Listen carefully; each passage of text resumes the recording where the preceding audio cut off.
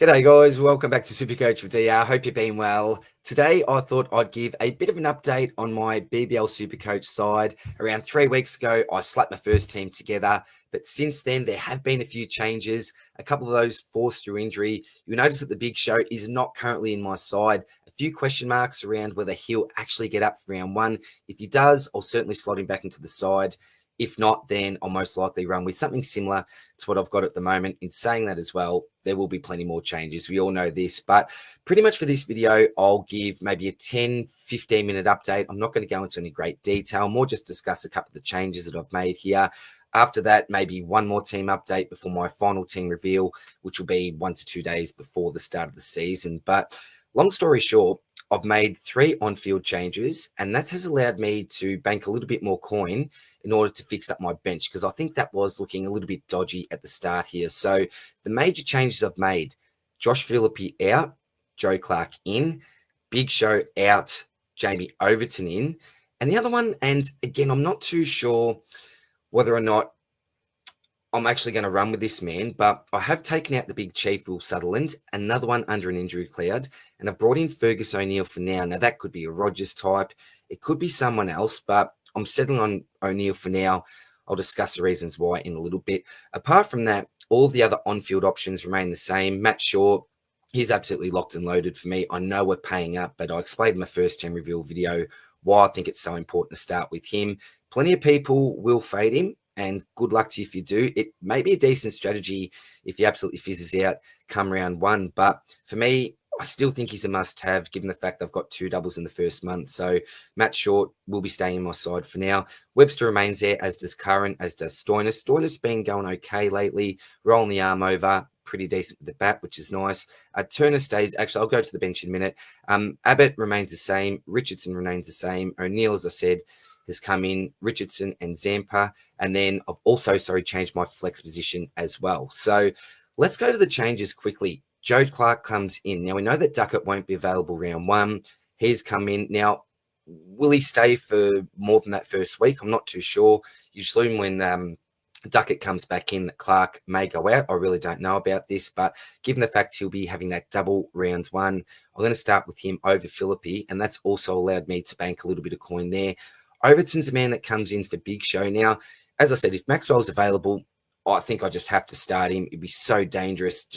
I just want to close my eyes when I watch a Stars match. But why Overton? Now, we know that Adelaide have the round 2 double as well as a round 4 double, and he has been starting to roll the arm over. That was a big reason why initially I didn't select him in my side, because he just wasn't bowling. And again, been dealing with some injury. But now the fact that he's starting to bowl again, I am more confident in starting with him, and he can be that all-rounder that we're actually looking for. By banking him right at the start, then I don't need to look to bring him in round 2 or 4. I've just got the 2 big guns there from the strikers, which I'm pretty happy with for now. Would I rather Big Show? Absolutely I would. But I think that Overton's an okay replacement for now. The other bloke that is really tempting me here is also Aaron Hardy. With the injuries that the Scorchers have at the moment, obviously Agar as well as Connolly as well, then that may allow Hardy to actually get a couple of overs in. I'm really not too sure. Initially, I was really looking at him as a batter only, but he may come into more all-round calculation. So he's the other bloke that I may look to get there, but Overton is that man for me at the moment. And Fergus O'Neill also comes in. Now, this bloke could be Rogers. I really don't know. I'm sort of flipping between the two. Rogers is more of the pod pick at the moment. I think it's 6% versus around 10% with O'Neill, but we'll see what happens there. But I think that at the moment, I'm happy with those 3 Renegades bowlers because they come at a really cheap price. O'Neill is the most expensive of those blokes at 107K. Then we've got Richardson under 100K, Zampa right on that 80K mark. So I don't mind running with 3. I don't want to go with 4 Renegades simply because I've got that buy coming up. I'd rather probably start with that extra star over Renegade, but I think 3 is an okay number for now. And the other bloke that comes into that flex position is Mackenzie. Now, left arm orthodox, come over from the Scorchers. I think that he'll get his 4 overs in. And at that price, 69,400, I think it could be a nice sneaky one just to stick in that flex position for now. And if he manages to knock over a few wickets, beautiful, we can actually take his score. So Mackenzie is not an absolute lock, but I really do like the look of him. Now, When it comes to the bench, I had blokes like your Salzman there. I had Harper. I had Consis there. But realistically, how many of these blokes are actually going to play? I wasn't too sure. So I have tried to beef it up a little bit. Doran's that wicket keeper is most likely going to be in my loop. Remember, we'll have a Renegade as a loop as well.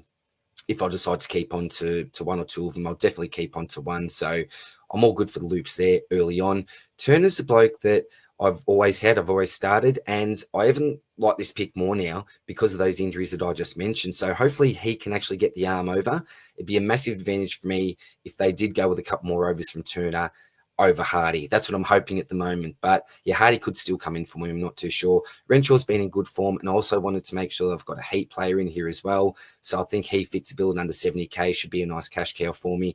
Henry Thornton, I think, is going to be a great selection. He'll simply come into that flex position or bowling position when they have their doubles in 2 and 4. I'm pretty happy just to loop him, I think, in the other rounds. And Buckingham's the other guy that is under a bit of an injury cloud, 39,000. If he does get up, then I'll definitely select him. If it's not him, then it could be maybe a Baisley type. Not too sure. He's actually under a bit of an injury cloud himself. Could it be a Doggett maybe?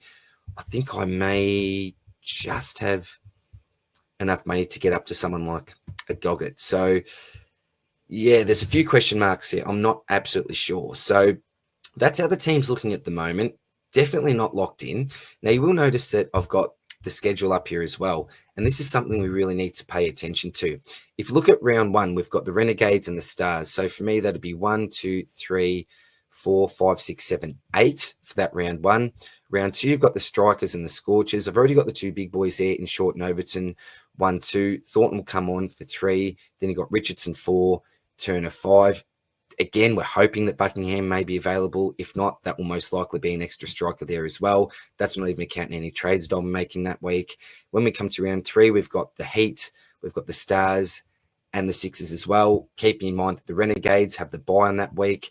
And again, if you look here, 1, 2, 3, 4, 5, then you've got Abbott 6, which is handy. Your Renshaw 7, so that's not including trades as well. Looking all good there. And then round 4, you've got your Strikers and your Renegades. Already got those Strikers there ready to go. And I'll most likely have 1 or 2 Renegades there already. So I think the first month, you really need to pay attention to that fixture. After that, round 5, you haven't got a single team on a double. Then it's just your Thunder with the Strikers having that bye. You probably look to get out of maybe those Overton types. Round 7, everyone's on the single. Round 8, you've got the Hurricanes. They finally come into relevance with the double. Stars with the bye, so you ship out some of those Stars players. And 9, everyone's on a single. So in the first month, it's literally got all the doubles apart from your Hurricanes and your Thunder, which are 6 and 8. So you really need to focus on how your team's set up at the start. I think a big mistake that I made last year, and it was hard because was it the Heat that had the triple game opening round? I just stacked my side with Heat. I think what I'm looking to do this year is get much more of a balance and look to rounds 2, 3, and 4 as well. So let me know what you think about it. Am I missing an absolute must-have? Do you want to go Hardy, maybe over Overton? If I was to get Overton out, I am literally 3K short, I think. I'll bring Maxwell in. So that'll be a pretty easy bench rotation for me, I think. None of these guys are absolutely locked in. Who knows what other injuries we'll have to deal with as well. But what I'm really looking to do is, as I said, get some really big strikers or Scorchers in.